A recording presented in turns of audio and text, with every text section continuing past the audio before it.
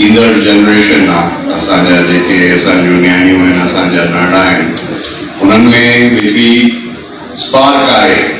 त मां सम्झां थो जे असांखे हिते हिकिड़ी प्रॉपर को पंहिंजी का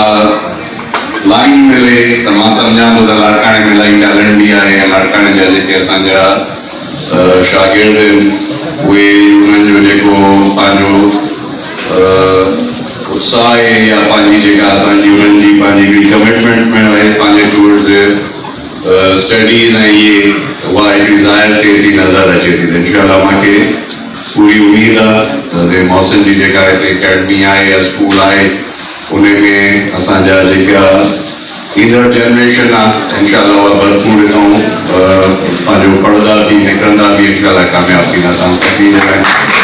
मुंहिंजी तव्हांखे अलाह ताईं कामयाब करे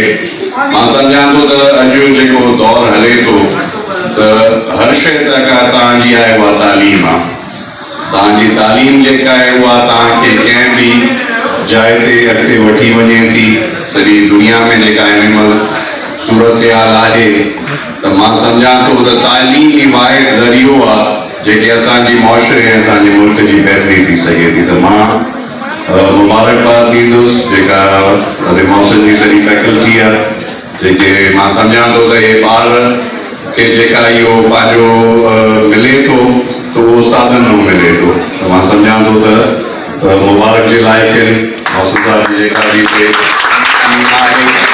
ऐं इंशाअल्लाह वरी बि तव्हां सभिनी असांजे नियाणियुनि जे लाइ न्याणियुनि जे लाइ असांजे नियाणनि जे लाइ